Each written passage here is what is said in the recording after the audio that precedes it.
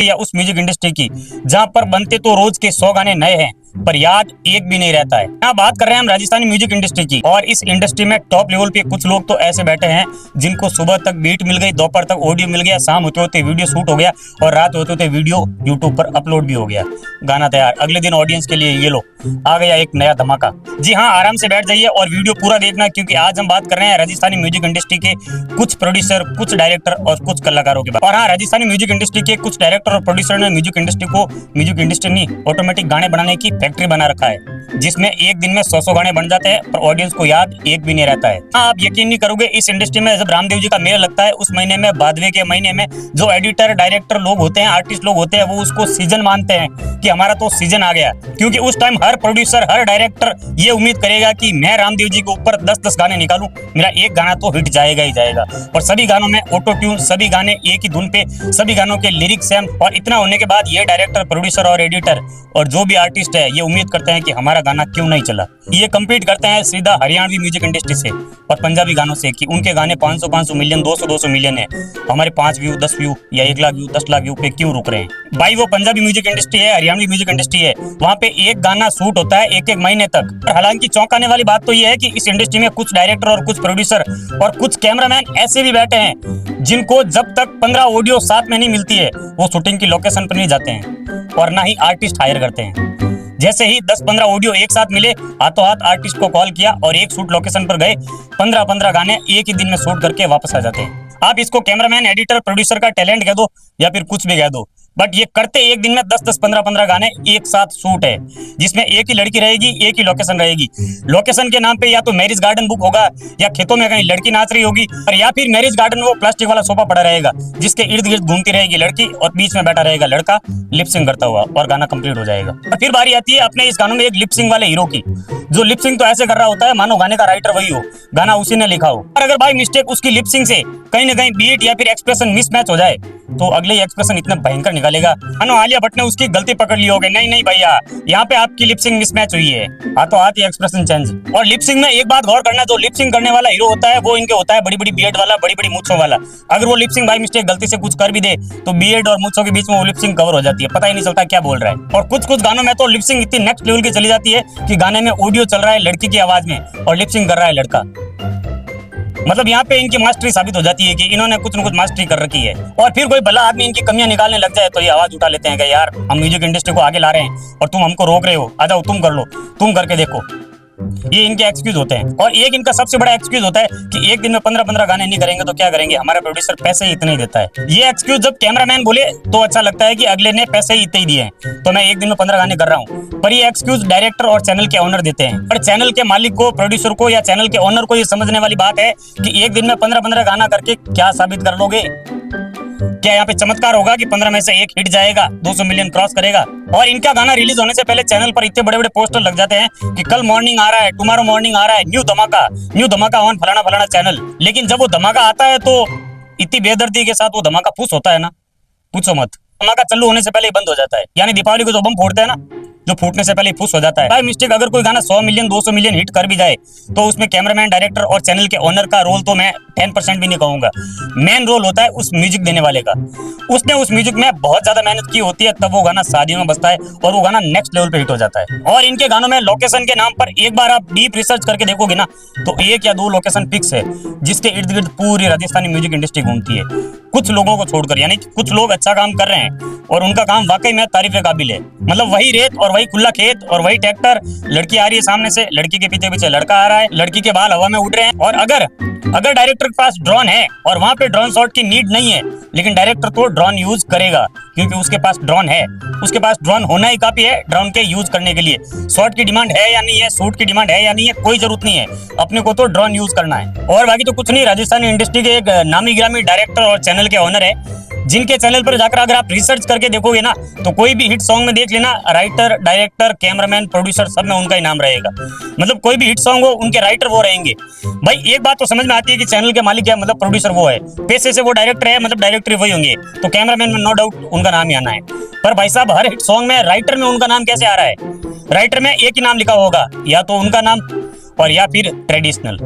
दो नाम के अलावा राइटर में कोई तीसरा राइटर ही नहीं होता है भाई। ये जो मैं बता रहा हूँ ये राजस्थानी इंडस्ट्री की कमियां नहीं है, ये वो चीज है जो एरिया ऑफ इंप्रूवमेंट बोलते हैं, जिसको जो आप इंप्रूव कर सकते हो। मतलब राइटर को भी क्रेडिट देना होता है, कैमरामैन को भी क्रेडिट देना होता है और डायरेक्टर को भी क्रेडिट देना होता है। जहां तक शूटिंग शेड्यूल की बात है तो जो भी प्रोड्यूसर होगा या चैनल का ओनर होगा वो डायरेक्टर को कॉल करके यही पूछेगा कि भाई साहब एक दिन के शूटिंग शेड्यूल का कितना लोगे। अगर एक दिन में कितने गाने शूट करने वो डायरेक्टर को भी बताए और प्रोड्यूसर को भी बताए कि कितने गाने इससे शूट करवाने। और अगर बाय मिस्टेक डायरेक्टर ने बता दिया कि 8,000 10,000 या 20,000 ये भी मेरा चार्ज है तो मैं इतने लेता हूँ पर डे के शूट करने के, तो वो प्रोड्यूसर एक जगह नहीं रुकते हैं, वो उसके बाद दूसरे डायरेक्टर को कॉल लगाते हैं कि भाई साहब कितने लोगे। अगर उसने बोल दिया 5,000 तो 5,000 वाले से नीचे वाले को फोन लगाएंगे कि तुम कितने लोगे। ऐसा ऐसा करके एक दिन के शेड्यूल की बात आ जाती है 1,500-2,000 रुपए तक। और ये हकीकत है, काला सच है ये राजस्थानी म्यूजिक इंडस्ट्री का। और इसमें आपको कोई प्रूफ देने की या मेरे को कोई प्रूफ देने की जरूरत नहीं है, मैंने ये लाइव देखा है। कोई भी यहाँ पे इस वीडियो पर ज्ञान देने मत आ जाना कि ऐसा कैसे बोल दिया, हमारी इंडस्ट्री है। आपकी इंडस्ट्री नहीं है, हम सबकी इंडस्ट्री है। मैं इस इंडस्ट्री के टॉप लेवल पे बैठे कुछ लोगों को कहना चाहूंगा कि आप इस इंडस्ट्री को अपनी ऑन प्रॉपर्टी मत साबित कीजिए या अपनी ऑन प्रॉपर्टी मत समझिए, क्योंकि ये इंडस्ट्री उन सब लोगों की है जो एक म्यूजिक एल्बम को बनाता है, देखता है, गाने को लिखता है, गाने को शूट करता है, गाने को एडिट करता है, गाने में जो आर्टिस्ट होती है, एक्टर होते हैं, एक्ट्रेस होती है, उन सब की ये म्यूजिक इंडस्ट्री है। छोटे से छोटा बच्चा से लेकर बड़े से बड़े 80 साल के बुजुर्ग तक जो इस गाने को देखते हैं वो सब इस म्यूजिक इंडस्ट्री के पार्ट है। तो प्लीज उन सबको ध्यान में रखते हुए गाने बनाइए। एक दिन में 15 गाने की जरूरत नहीं है, 15 दिन में एक हिट गाना, एक अच्छा गाना बहुत अच्छा है। गाने को स्टोरी बेस बनाइए, गाने में केवल लिपसिंग और डांस बताकर गाने को खत्म मत कीजिए कि गाना मॉर्निंग में अपलोड होना है, बस मॉर्निंग में अपलोड होना है तो लिपसिंग और डांस से गाने को शूट कर देंगे। गाने को स्टोरी बेस बनाइए। अगर आप डायरेक्टर, सिनेमेटोग्राफर या फिर कुछ भी कैमरामैन वगैरह कुछ भी हो तो प्लीज जिस गाने में स्टोरी की डिमांड नहीं है, जिस गाने में स्टोरी की नीड नहीं है, एटलीस्ट उन गानों को छोड़कर बाकी गानों को तो स्टोरी बेस बनाइए।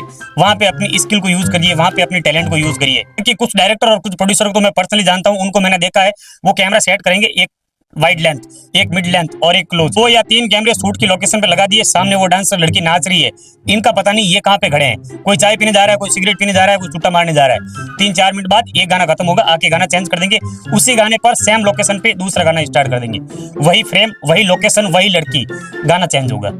ये सब कचरा फैलाने के बाद आप सोचते हो कि हमारा गाना वायरल क्यों नहीं हो रहा है। एक बात बता दूं कि इनका गाना सुनने में कहीं ना कहीं अच्छा लग सकता है, क्योंकि जो म्यूजिक कंपोजर है, जिसने मिक्सिंग मास्टरिंग की है, उसने मेहनत की है। अभी तक वो राजस्थानी इंडस्ट्री को थोड़ा बहुत जिंदा रखने की कोशिश कर रहे हैं। बाकी इनके भरोसे तो ऑडियंस गाना सुन ले बस बहुत है, देखने की जरूरत नहीं है, क्योंकि देखने में तो ऑडियंस को वही लड़की नाचती हुई मिलेगी और वही लड़का लिपसिंग करता हुआ मिलेगा। लड़की की आवाज में भी लड़का लिपसिंग करेगा, लड़के की आवाज में लड़की लिपसिंग करेगी। ये पता नहीं करते कि कौन सी आवाज में कौन सी किसको लिपसिंग करानी है, इनको कोई फर्क नहीं पड़ता है। इनको तो कैमरा सेट करके चाय सुट्टा पीने जाना है पीछे की तरफ। इनकी ज्यादा इंफॉर्मेशन के लिए बता दूं कि भोजपुरी इंडस्ट्री जो अभी बहुत अच्छे लेवल पे चल रही है, 15-20 साल पहले उन्होंने भी यही गलती की थी। एक ही दिन में एक साथ 15-20 गाने शूट करके एडिट करके अपलोड कर देते थे और सभी गानों का टाइटल चीप सा रहता था। गगरे में धूमधाम, गगरे में चोली, गगरे में वो, गगरे में दिवाली, गगरे में होली, सब उनके गागरे में ही होता था। ये भोजपुरी इंडस्ट्री के हालत थे 15-20 साल पहले। लेकिन उस टाइम उनके पास वो नामी गिरामी आर्टिस्ट थे जो बॉम्बे में काम कर रहे थे, बॉलीवुड में काम कर रहे थे। उन्होंने आकर भोजपुरी इंडस्ट्री को संभाल लिया। तो भोजपुरी इंडस्ट्री को उस चीप मार्केट से निकलने में 15 से 20 साल लग गए। तो राजस्थानी इंडस्ट्री के सभी टॉप पर बैठे लोगों से एक ही रिक्वेस्ट है कि आप वो गलती मत कीजिए जो भोजपुरी इंडस्ट्री ने की थी। आप भी वही गलती करोगे तो आपको भी आगे की लाइन से पीछे की लाइन में जाने में कुछ समय नहीं लगेगा। भोजपुरी इंडस्ट्री को संभलने का मौका मिल गया, पर हो सकता है आपको नहीं मिले। और ऐसा नहीं है कि इस इंडस्ट्री में ऐसे गाने बनाने का योगदान केवल इन डायरेक्टर या फिर प्रोड्यूसर को ही जानता है।